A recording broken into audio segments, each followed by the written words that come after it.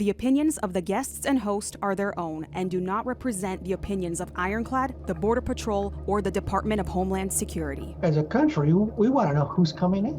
Because the fact of the matter is, Vince, my experience tells me 15 to 17% of that population that's arrested has a criminal background. On that, it isn't the vast majority, right? There's certain segments, man, they're all criminal. No, it's usually 15 to 17% that have a criminal background. You think, okay, it's only, and I'm doing air quotes, right? Only 15 to 17%. And let's go 15%. Man, 15% of 1 million arrests is 150,000 people. And when you get 2 million arrests, that's 300,000 people. That's half the population of El Paso. We cut through the partisan talking points. We're not interested in perpetuating fear. We're interested in seeking truth, hearing what's really going on America's borderland. Welcome to Borderland, an Ironclad original. My next guest is retired Chief Victor Manjarrez. He served in the Border Patrol for a full career, leaving as chief of the Tucson sector. He is currently now an educator on the topic of immigration and Border Patrol. This conversation I thought was well balanced. He gave us his perspectives on what it is when he started until after 9/11 until the current situation. I think you guys will really enjoy this conversation.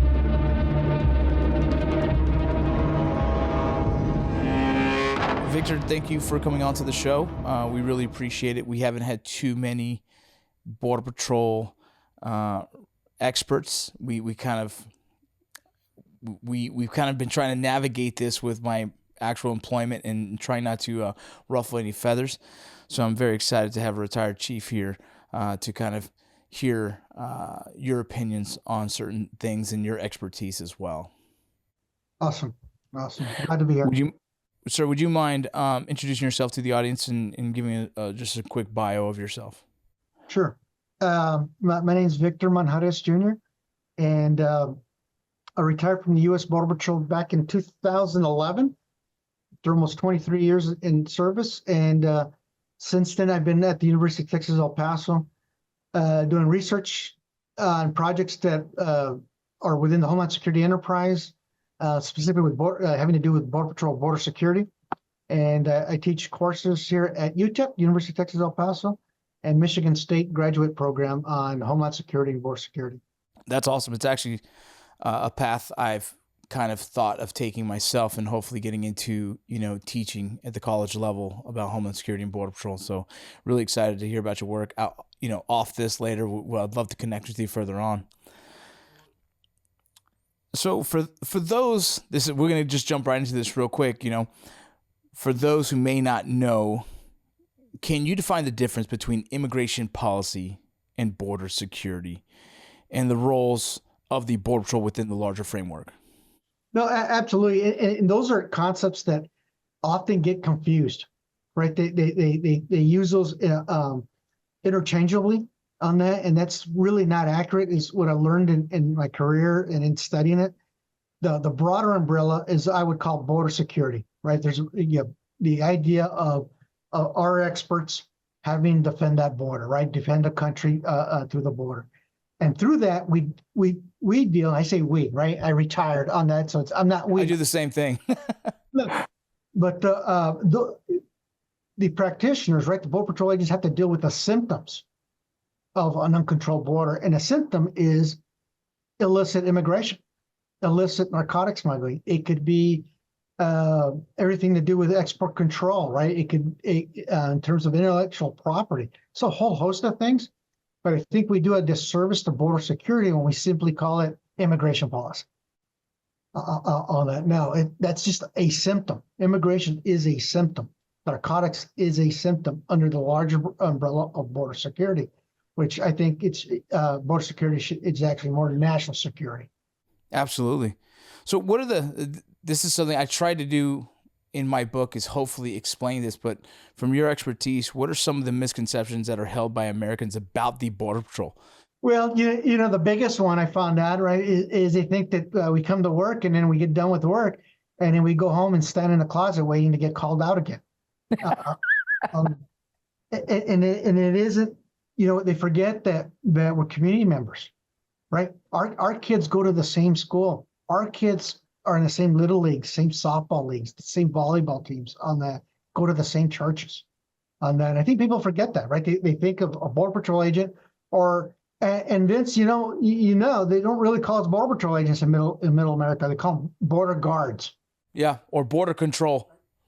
Yes, on that, and that gives a different connotation, right? In terms of you think of border guard, you think of something from Germany, right? You think of a Nazi, and I think that is the farthest from the truth.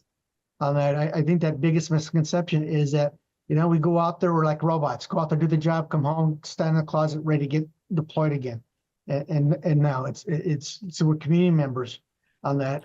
There's those hopes and dreams for your family, even your parents, right? Right. Absolutely. I remember when my parents, I'm a first generation born here in the U.S. My parents were from Mexico, and I remember seeing the job and I was going to apply for it, and of course, Vince, they showed the commercials of jet skis and horses and all that stuff. Well, you don't do any of that stuff for at least 3 years. But you don't do any of that stuff first. But I remember going back and saying, I'm going to go talk to my mom and dad, see what they think. And my dad was I don't want to say insulted, but he's like, hey, you think you had to even ask me that? That's an honorable job. That's serving your country. Why wouldn't you do that if you have that? On that, and so it was easy to do that. Now, of course, it would be the jokes, right? My first duty station was San Diego, and we'd go to Tucson to go visit my parents and stuff, and he'd see my wife and my the kids come back, and he would yell through the window, escóndense, viene la migra, kind of deal. And I said, funny, Dad, right, on the deal. But he was very proud American on that. Although the U.S. was not his first country, and very proud of what I got to do in my career, or my career itself, the career choice. Yeah. And I think that's what gets lost in middle America. Yeah, it's interesting, same as me. My mother's is the first generation, and her mother came across illegally and actually stole the identity of her sister, who was a legal immigrant, right? Her sister was born. It was just, they were on that Juarez border where, wherever they were born. And so in my situation, my family in El Paso, I think, had a harder time understanding why I would do the job. My family in California, they were like, awesome. What a cool career that is. My family that was closer to the border, that was maybe not in full understanding of what the career field is, the misconceptions of the Border Patrol, they were almost offended by it and thought of it as, like, why would you do that to your own people? And it took me a while to try and explain that concept. Like, I don't see it in the same aspect, the way I see it. And it's almost hard to really define, why they felt that way and why I felt my way. But I served the country in a different capacity already. My parents were very supportive of me being a Border Patrol agent. And so, and I've heard that in a lot of agents. I've interviewed a lot of Border Patrol agents that are currently still active who are Latino, and I'd ask, like, how'd your parents feel? And for the most part, their parents are very proud because they're like, yeah, if you can do it, why not? And then they also say, the coolest thing that I've seen in several of my interviews was, we need more people like us to make sure that we're doing the right thing and we're taking care of our people. In the sense of the fear of the heartless Border Patrol agent, the misconception that we're robots, right? That we're almost soldiers on the line, disrupting dreams. The other side of it is like, well, at least if we have more people that are familiar with the struggle of coming to America, there'll be more hearts and more humanitarian, I guess, approach to this matter. I think, yes, I think that's absolutely accurate, right, on that, because it's the idea of compassion, right? That we'll come back to understanding, having a little compassion. Because I used to get those questions a lot, especially in San Diego when I was in the field, remember the uniforms with the brass nameplate, and we'd apprehend a group, and the group, waiting for transport would read the name tag and would say Manjarrez, right? And they'd ask, hey, goes, why are you doing this to your own people? They would say, let us go. I go, well, first of all, I'm a United States citizen, is one. I'm doing my job. I'm doing that with some compassion. I'm doing it with the confines of the legal requirements, almost with compassion. I go, if I were a carpenter, would you ask me to do free stuff? And they said, well, no. And he goes, why? Because, well, you'd get fired. He goes, what do you think would happen to me here? Not only would I get fired, but I'd be arrested. Yeah. And so would you rather have someone that might maybe understand a little bit of the plight? Not going to give you a break. We're going to treat you though with some empathy and compassion and go through that process. And they said, no, you're right. But I think it's just too easy to say, hey, you're one of us. No, we may look like each other and stuff on that, but I swore, that oath of office, that first day in the job, that I would uphold something that's very dear to me, right? That's the U.S. Constitution, just like yourself. Absolutely. Absolutely. It's such a complex topic, and I really enjoy, hearing your views on it. I've read several of your articles. My big question is, you've been there through several changes of the Border Patrol. One of the most significant changes was the 9/11. And that was now which became a heavy focus of Homeland Security. And so this question goes to before your time, before the 9/11 situation. What was it like being a Border Patrol agent, and as well as what kind of policies were in place that made your job that you felt that you were making an impact in stopping or disrupting drug trafficking or illegal immigration? Well, I'll tell you, I think that's a great question, because that is really the distinction for the Border Patrol, right? Yeah. 9/11 changed so many things. And so when I actually talk to my students, we talk about the evolution of Homeland Security, Department of Homeland Security, and then border security, I talk about that defining moment. And so September 10th of that year, we never called it border security. We called it border control. And if you look at all the literature, it says border control, border control. 9/11 comes up, the terminology changed, and it now became border security. And so I'll ask my students, hey, what's the difference between border control and border security? And the difference is border control, there was a silent acceptance of low levels of immigration, illicit immigration. It was the arguments we'd hear, well, if we don't have some kind of illegal immigration, who's going to pick our crops? Who's going to work in the hotels? And then if you think about it, man, that's kind of some racist frameworks, right? Yeah. That's all they can do. But that's how we, as a country, that was a sentiment. And then all of a sudden, September 11th, Border Security goes, hey, we got to stop this. And to think that it was only 19 hijackers, right? Yeah. On that, we got to stop this. So the mindset changed. And so the mission of the Border Patrol changed, because if you looked at the Border Patrol's mission back then, it was really two things. It was illicit immigration and counter narcotics. You looked at it, and I think most of us got into that job before 9/11 because of those things, right? Yeah. I could think of in my career the number of times I made drug seizures, and you're giving high fives with your buddies, right? On the deal. You never did that with a group you apprehended.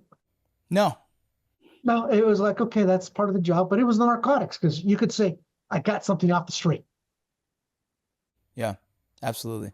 But the mission changed. That was pre 9/11. After that, it became an all threats. And say, hey, you know what? Immigration, narcotics, it was fun, but those were just symptoms. What other symptoms are out there that are hiding kind of in plain sight, hiding with the massive wave of immigration? What threats? Dangerous people. And that's when the job changed. This week on Change Agents, an Ironclad original, Andy sits down with journalist and expert on organized crime, Chris Dolby. You can endlessly debate the drug debate, whether it should be decriminalization or legalization or harsher sentencing. The demand for drugs in the US seems inexorable. The ability of the cartels to acquire guns in the US, based on the Second Amendment, is inexorable. So those are two things where you can have nice, shiny statistics in your end-of-year reports to justify your budgets, but you're not actually making a difference. What's going to make a difference is cutting off the financial flows available to these cartels. New episodes drop every Wednesday, everywhere you get your podcasts, and on YouTube at This Is Ironclad. It's a question I've never asked anyone, and it just because the climate that we have right now in this country, was the job politicized? Was it a political argument? Was it a big discussion during? Whoop! Sorry, my kid screamed. Was it a big discussion during presidential elections? Was it then what it is now? It really wasn't. Just to give an idea, so when I came in Border Patrol in the late 80s, there were 4,000 Border Patrol agents nationwide. Southern border, northern border, headquarters, the coastal sectors, 4,000 nationwide. When I retired out of the Tucson sector in 2011, I was responsible for 4,500 Border Patrol agents, just in Tucson. Just in Tucson. Just in Tucson. And so I think back, well, what changed, you know? Well, when I was hired, it was called a hiring push, right? And I look back, and I didn't understand that, right? The journeyman said, hey, you're part of a hiring push. The hiring push was about 500 agents. It wasn't much of a, by today's standards, much of a hiring push on that, but it was in response to NAFTA that Ronald Reagan was trying to pass, and it passed under President Clinton. And that's when it got politicized, because that growth actually didn't happen under President Reagan. It was under President Clinton. He couldn't get NAFTA through through Congress unless he looked strong on border security. And so the idea was to double the number of Border Patrol agents. And that was the first doubling of the agents from 4,000 to 8,000. And so I was in that group that was prior to that doubling. And then we came in, and there was a need to do that. And that was that first step of saying, okay, we're going to double the size. And all that was to get NAFTA through. It wasn't like a realization by the country and said, hey, we've got to work between our ports of entry. This was a deliberate political move to get a piece of legislation through in terms of NAFTA. What was NAFTA? I'm sorry, I can't seem to put it together in my head. I'm familiar with it, but I can't. So NAFTA is the North American Free Trade Agreement, and it was an agreement between U.S. and Canada and U.S. and Mexico. And so under the Trump administration, it went to a different name. They renegotiated the deal, but it was NAFTA, North American Free Trade Agreement. And That's so right. Ports of entry, not between ports of entry. And so it's funny, you see the doubling the size of the Border Patrol who works between the ports of entry so they can get something passed that has an impact at ports of entry. Do you not think there was a necessity for that many Border Patrol agents to be in processed? I think I do now, right? In reflection, I look at that. But when you look at the sentiment of the country, no one cared about border security. Yeah. On that, when you talk about border security, they would say, well, if you use border security pre 9/11, it was border security. If you talk about border control, they'd say, oh, you mean at the ports of entry? No, I'm talking about between the ports of entry. They would not have given us. No one gives that ever give that a second thought. No, there was a movie when I was younger called Born in East LA by Cheech Marin, and it was him going into Mexico and trying to come back, and it was almost comedic, and it wasn't even threatening. It wasn't.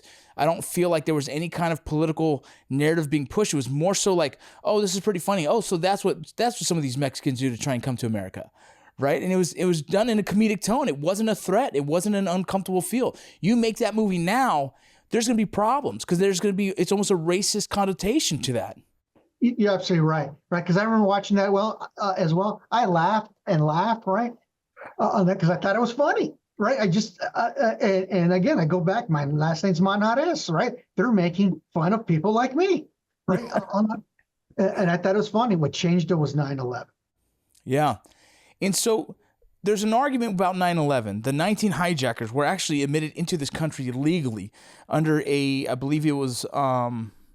They were Asylum or some kind of visa at the time, and that visa was awarded to them. And so there's an argument like, oh well, why would we do our homeland security as crazy as we did? We've become almost a militarized border.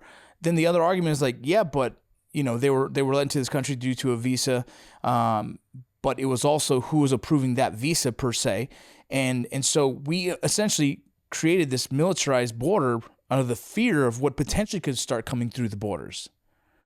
No, you're right. I've heard that argument as well, right? So 19 hijackers were visa overstays.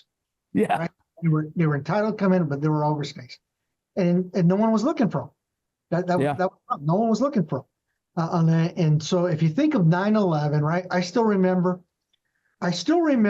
going to the Naco Border Patrol station.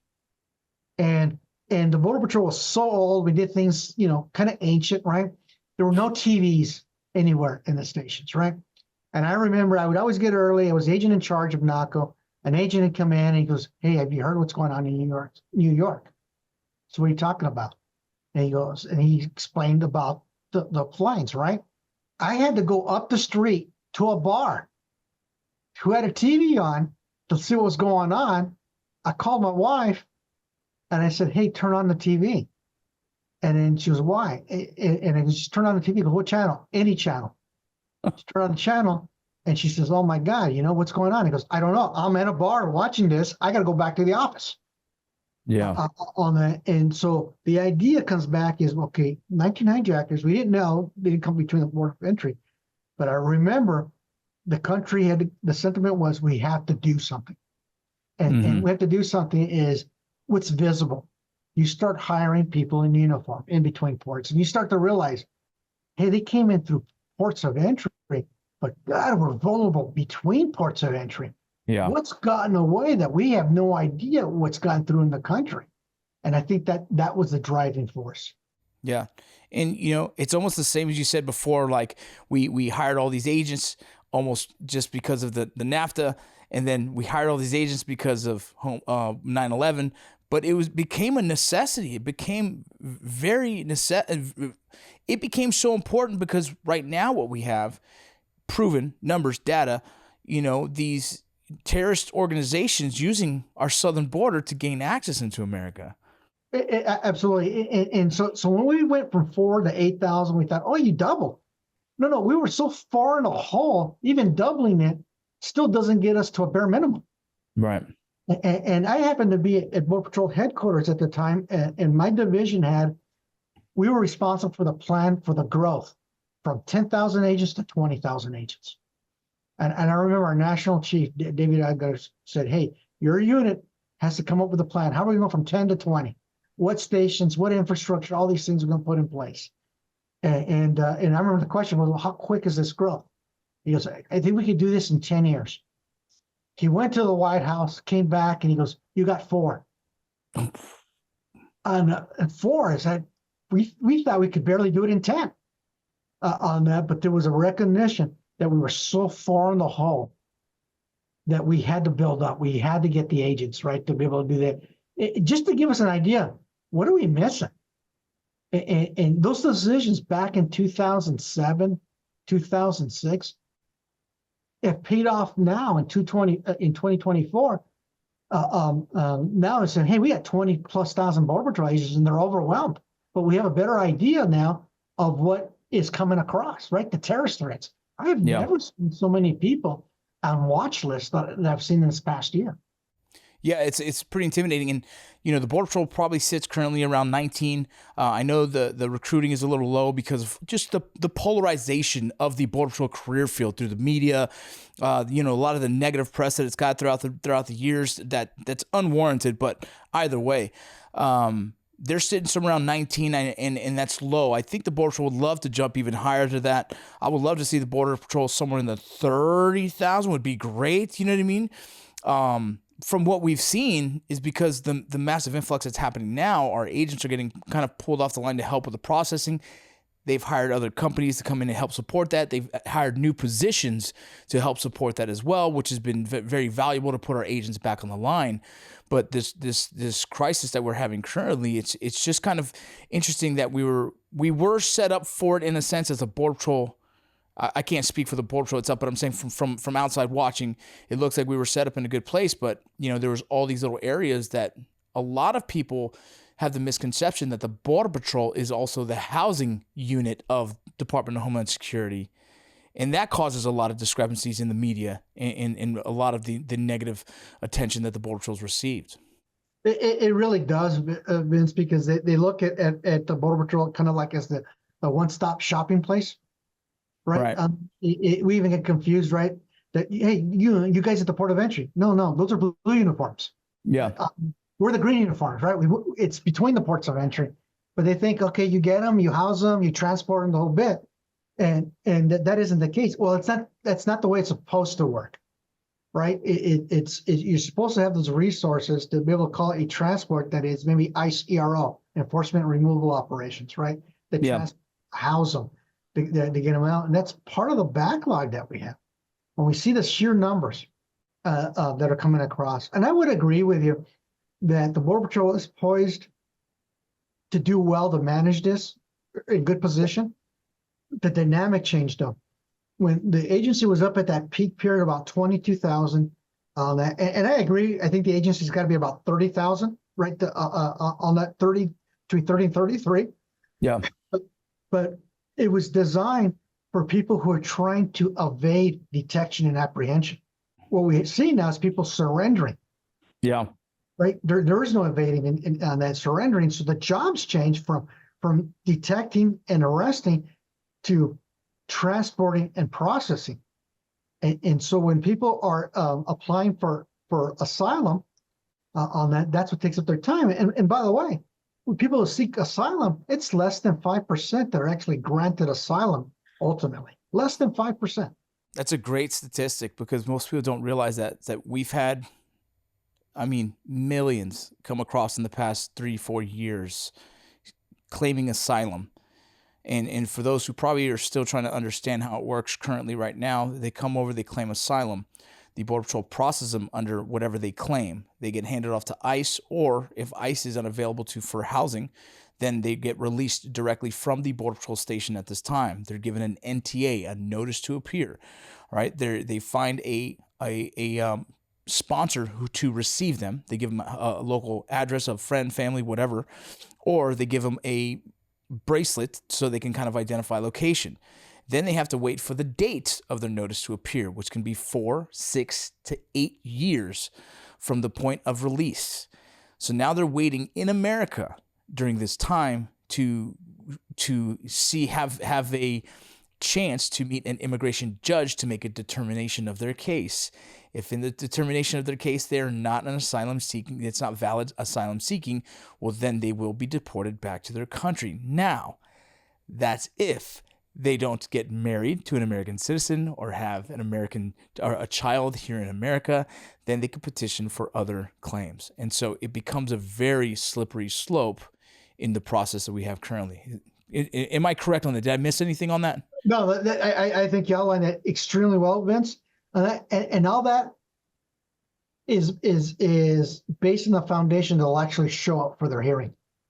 That's correct. I think it's only 3% even show up for their hearing. Somewhere in the statistical number. Yeah, so it's super low that they show up to hearing. So if you think about it, so you come up here, you leave your country for let's say I'll use a Venezuelan national. So they're leaving Venezuela because they're being persecuted under one of those credible fears, right? On that from Venezuela, and so they go from Venezuela, they go to Panama. So at the point they get to Panama, they've already gotten away from that persecution. Interesting. Yes. The decision now to go from Panama to the U.S. now is an economic decision, which is not asylum. But they come to the border, they seek asylum. And when they seek asylum, it goes right like you outlined. Okay, it's a very low threshold. They stick to the story. He goes, hey, I'm being persecuted for this, this, and this. I want to talk to a judge. And so they calendar them in, right? The immigration court is kind of goofy, because it's not under the Department of Homeland Security, it's under the Department of Justice, under the Executive Office of Immigration Review. So the AG comes in there, calendars them in, said, where are you going? I'm going to LA. Where do you live? 1313 Mockingbird Lane, right? So they find the nearest court and said, okay, you got your court date 6 years from now. Here's the paper. Promise you're going to show up in 6 years. So you're desperate. You're an economic migrant. You're going to promise anything. Right? Yep, I'll show up in 6 years. We're going to send you notifications. And so they go out. They're able now with that NTA to leave the Border Patrol office, get on a bus, go through TSA checkpoint. They get on an airplane. And all of us under the Real ID Act have to show certified ID, but you got an NTA because they don't have on that. They allow on the airplane. They get to where they want. And then after 6 months, they can apply for the ability to work in the U.S. And so they're Wow. and so what incentive do you have now? And so you're with neighbors and the whole bit, and you're getting these notices. You might hire an immigration judge, you might not hire, or attorney, and they're telling you, hey, you don't fit the category. That you're highly unlikely. And besides, there's less than 5% that actually win this. And you're thinking, okay, do I even go back to the hearing on the deal? And let's say you don't, and the hearing proceeds. You have the hearing, you don't show up, they order you deported in absentia, which means they have a hearing and they find you guilty, you can't represent yourself, so you're ordered to be deported. Now, ICE enforcement removal operations has to find you wherever the country you're at. And right now, current political climate is that they're not doing any kind of interior enforcement. So no one's looking for you. Yeah, no one's looking unless you have some kind of criminal action against you. Yes, and you're not in a sanctuary city. So let me be a devil's advocate here. There's people that say, well, they're human. Everyone's human. You know, they're running from persecution. What's wrong with just letting them into the country? What's the issue with having such a massive influx of immigration? Well, what we want is people to come through the ports of entry. We want the ability to say yes or no as to what you can come in, right? Most folks are economic migrants that come up. And I think you and I, your audience, listeners would say, you know, place in the same spot, I would do that on that. But as a country, we want to know who's coming in. Because the fact of the matter is, Vince, my experience tells me 15 to 17% of that population that's arrested has a criminal background on that. It isn't the vast majority, right? There's certain segments, man, they're all criminal. No, it's usually 15 to 17% that have a criminal background. You think, okay, it's only, and I'm doing air quotes, right? Only 15 to 17%. And let's go 15%. Man, 15% of 1 million arrests is 150,000 people. And when you get 2 million arrests, that's 300,000 people. That's half the population of El Paso. Yeah. And thinking, okay, we're going to be okay with that. You know, not knowing that they're going to be my neighbor. They're going to on that. And so if you look at the other 85%, then maybe as a country, we ought to be looking, okay, what's a good pathway to make them come through the front door and ask for that? Is it certain visas that allows them to do that? And in going between ports of entry, does it disqualify you for those? On the deal, I just think that we, as a country, if we're going to continue with border security or national security, is that we have to know who's coming in and who's coming in and for what purpose. What's their intention? Absolutely. Same thing like TSA, right? Yeah. Why do we have checkpoints? We want to know who's getting on a plane. Yeah. Let me ask you this. This is a question I get all the time in my interviews, and I'm going to throw it at you, is what are some of the things you would like to see put in place, policies that you'd like to see implemented that would hopefully, one, maybe slow down the immigration, but two, maybe educate? What are some of the things you'd like to see that would help this system in both sides, right? Like, you know, we do want to be a country that welcomes, that gives people opportunity here that are leaving persecution. So what are some of the things you'd like to see change that would hopefully fix, if not mitigate this a little bit? Well, we have tons of policy, we have tons of regulations, right? On that, we become selective on which ones are enforced, and quite honestly, depending on an administration on that. So I would go back and look at policies and regs that aren't being utilized and ask ourselves, why not? And if they're not applicable anymore, let's get rid of them, is one. The asylum loophole has to be fixed. I think that's the biggest thing in terms of a faucet, right? Yeah. Is that we're adjudicating those claims here in the U.S. If we know other countries, again, I'll say Venezuela, and we saw huge Venezuelans, we saw Ukrainians for a while, why are we having some kind of processing centers away from the border that can adjudicate those claims further away from the border, as opposed to when they get here? Is one, is looking at that. Yeah. Maybe looking at our asylum process, you know? This asylum process and the credible fears are a result of the end of World War II. Is it still a right size fit for us right now in the U.S.? Do we need to look at that and say, okay, it is, but maybe there should be another category that deals with temporary relocation of people due to these other fears on that. But right now, if you were to ask the man on the street in El Paso, what do you think about border security, illegal immigration, things of those things?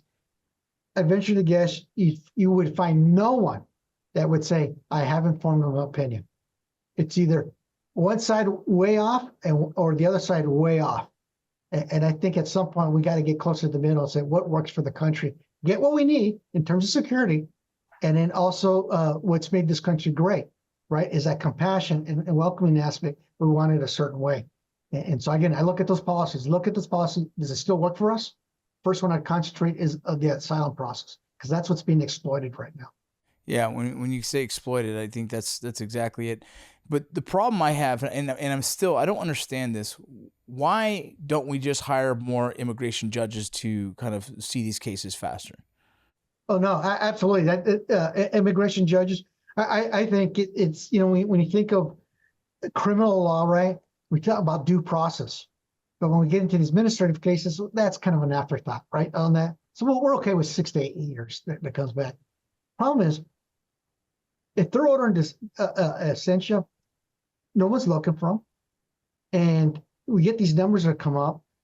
No one's ever going to get this massive group and take them, right? I know that President Trump has talked about, hey, we're going to round up the folks on the deal. Logistically, that's just not realistic. That's just not going to happen. So what I think will happen down the road is we'll roll out some kind of form of amnesty. Yeah. We'll say, here's an amnesty. And then what we taught the world is come in, hide long enough, and let an administration two pass, and you'll get amnesty. And you won't have to hide in the shadows. And I think that's sad that a generation has to hide in the shadows. Yeah. On that. We shouldn't be a country like that. Let's get them out of the shadows, do a right process on that. And there's got to be a kind of a consequence when you don't follow that process. And there isn't a consequence right now for not following that process.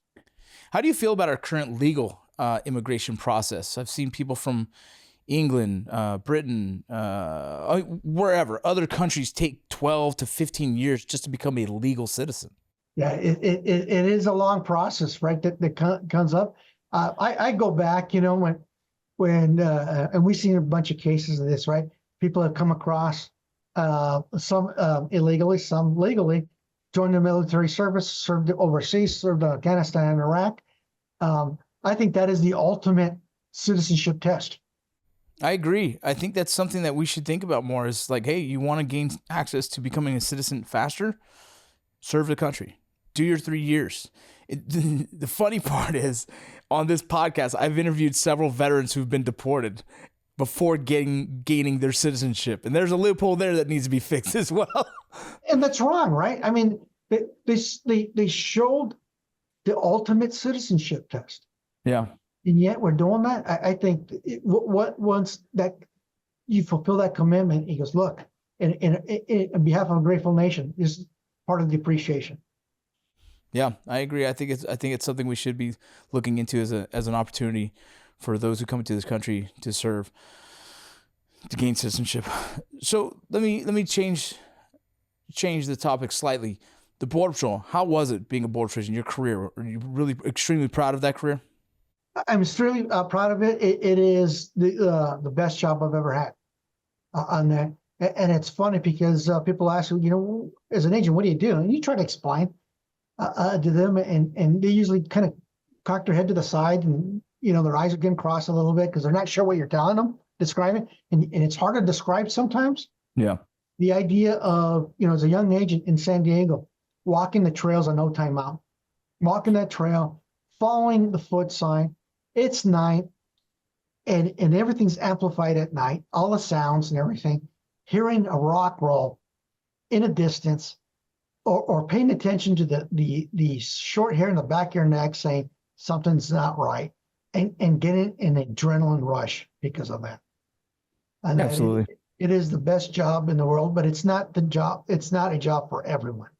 I agree. It's something I tell people as well. It's one of the best jobs I've ever had in my entire life. So something in recent news kind of blew up a little bit. The arrest of El Mayo. and Guzman Lopez. So you've been in enough to know that was a pretty huge, significant hit in the cartel world. What are some things that you think will affect the Sinaloa Cartel from that? Or is that something that you think? My fear is just like, was there going to be repercussion or whatnot? But what are some of the things that we should expect now that that's happened? If you would have asked that question back in like 2008, 2009, I would have told you that there would have been a lot of violence between the organization, right? That fighting, posturing, the whole bit. Since then, the dynamics for the Mexican cartels have changed quite a bit on that. So when you look at the Sinaloa Cartel, often known as one of the meanest, most violent, the whole bit. Not as much, though, as the Jalisco New Generation Cartel. Yes, sir. But they're almost in every state, and they're ruthless, but they changed the business model, Vince. Yeah. It used to be narcotics, but they're almost like it's commodities. Commodities, right? They're like, I know McDonald's is not going to appreciate what I'm going to say right now, but it's like McDonald's, the corporation, franchising a McDonald's store. That. And so local business, hey, I want to be a McDonald's owner, so I'm going to get a franchise McDonald's. And out of McDonald's, I get their branding. I get the commercials, I get the branding, I get some standardization. Well, that's what they've done. They got into commodities, they get in, now they're into oil, they're in avocados, they're in timeshares. Yes. Right? They're in all sorts of things, and they're also into extortion. Yep. And so what they do normally is they move into an area. The place I've been looking at a lot has been Guanajuato, one of the states in Mexico. And so there was a group called, it was a gang, the Santa Rosa gang. And the Santa Rosa gang was punching holes into the Mexican government oil pipeline, pumping, siphoning the oil, gas that comes through, and then selling it in the black market or selling it to gas stations and say, you're going to buy from us as opposed to selling. So they're making that money. And so they were doing extortion. So the New Jalisco Cartel came in and said, hey, we like your business model. Why don't you work for us under our brand? They went to the boss, and the boss said, no, we're happy. Okay, so they put a bullet in his head, and then they went to the deputy and said, hey, we're going to give you the same offer. He just saw what happened. He goes, hey, you know what? That sounds like a good offer.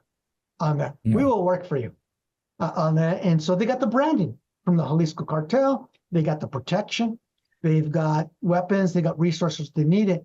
And so the business model's changed. And so I go back to the original question. Hey, with these arrests, what's going to happen? I don't see a lot of overt violence. Yeah. The business models change. It's more dealing with subcontractors. And the subcontractor goes, hey, we're still a subcontractor. Who do we report to now? I expected there was going to be some kind of repercussions or some kind of violence immediately. And there hasn't been much. There hasn't been. So it was kind of surprising in a sense, but I think you're correct that, they've evolved into kind of a different business model. Yeah. Last question. The upcoming elections, how do you think that will impact the migrant influx? And let's just use both candidates right now. What would be the difference between Trump and what would be the difference between Harris? Well, and I think that's a great question. I get that asked often, and I think you hit it on it a little bit earlier when you said, "Hey, what policy changes you'd like to see?" Yeah, policy changes are great, and I had responded, "Hey, there's a lot of policies, regulations in place. Oftentimes, though, it's what we project as a nation, right? It's project in terms of preconceptions." So I go back to the last election cycle. We saw a steady decline in numbers under President Trump, right? You look at it, it's okay, he was tougher. But if you look at the resources that were given to the Border Patrol under the Trump administration, it wasn't a lot. It was a building of a physical barrier defense on that. There's some technology, but we had the stalemate in Congress, right? He wasn't getting things passed on that. But his tough language, hey, there's a consequence. There's a consequence. That had a detrimental impact on flows. Soon as the elections were over, he had lost. And when President Biden was talking about how we're going to do things, the spigot opened. And people, you saw the numbers coming up. It just increased incredibly on that. So I expect the same dynamic to occur on that, depending who wins on this immediately an election night. You're going to see, and I think immediately you see a rush both ways. Yeah. There's always the thought of like, well, let me get in the country now before it might change. And so there's going to be it's the same as when Title 42 switched over, massive influx. Like they don't know. And then at the end, it's like, well, when Trump gets in, is it going to stop, slow down? And if Harris gets in, right, if Kamala Harris gets in, then is it going to pick up again? You know, I think everyone's kind of doing this almost jump rope, kind of what's going to happen next. I really do think, I think right after the elections, regardless, the number's going to go up. And I think he's exactly right. President Trump wins. Hey, I got to get in before that date, right, is one. Yep. If Kamala Harris wins, maybe that jump's not going to be as high. Right. On that, so okay, it's kind of a previous continuation of what's happened before, and that flow will come up, but the flow will be steady, right? It'll be steady. And so all I know is that history tells us when we have these large numbers come in and we don't know what to do, we always do some kind of amnesty. We do the amnesty, and how you prove amnesty or residence is usually by receipts, right? Just like, you know, you're when my grown adults or grown adult children were kids, and we would move and to new school district, we had to prove we lived in the school district. So we took utility bills, we took, mortgage payments, apartment receipts, that kind of stuff. For amnesty, you prove residence the same way. Utility bills, receipts of that kind. And so what I suspect is going to be a cottage industry selling receipts. Oh my God. So that's a great thought. I didn't even think about that. I saw that in 88. Really? 88 is when Reagan had the amnesty period, correct? When he opened it up? So it was IRC of 86, but it didn't start taking place in the phases in 88. Correct. Passed in 86, it was in 88. And I remember in San Isidro Boulevard, almost everyone I patted down, I go, man, what are you doing with a roll of receipts? And then they're photocopied receipts, right? I was like, wow. It was by someone else. It goes, hey, you got the same receipts as this guy. Is it? Same receipts. Someone was selling receipts. And I thought, I'm going to start saving my receipts. That's my retirement fund. Is it a good thing? And I'll say it just more so to have an amnesty period so we could at least identify the numbers who's here and really start kind of getting a better sight of like the people that are actually in the country and the numbers. Is that a better thing, at least in some aspects? I think there yes, and then some aspects on it. I think there's got to be a process. I think rounding up people, 12, 13, 14 million people, whatever that number is unrealistic. Right. And so if we go with that, then all we do is force them in the shadows. How do we get them out of the shadows? In essence, again, air quotes, right? To have them register, right? To have them, we want to know who they are on that. Yeah. But I come out with a clearly identified process that says, look, we need you to get out of the shadows. We're not going back, especially if you establish certain things, right? If you had military service, things of that nature, why would we want to do that if they're contributing to society? So I think it's a blend. I hate to use amnesty. I think a process that could lead up to amnesty that says, you know what, as a government, we're confident that, man, these are the kind of people that contribute to our communities already, and we want them to stay, and we want them not to be exploited. You remember when they hide in the shadows, they're getting exploited. Yeah, and I've read books on some of the the experience of the undocumented in this country, and like you say, hiding in the shadows. It doesn't feel good. It doesn't feel like living in itself, and so it'd be healthier for them to be able to identify who they are and work the process in becoming legal, and as well as getting the opportunities that they can at that point and serving the country, whatever capacity. But for the several books I've read about undocumented living in America, it's just as stressful as trying to attempt to come into the country again, right? Because at any moment you can be pulled over and deported, and the life that you're growing here, that you're building here with your wife, your kids, your loved ones, whatever, even education, can get taken from you immediately. So a different process, and some wouldn't care. So we're like, who cares? They're here legally. I don't see it that way in the sense, like, I understand the I have empathy towards those who are really trying to make efforts in this country and do more for themselves and give back. And so, yeah, I guess any kind of process that we could at least identify and start working the system in a way that is, I guess, conducive to both parties.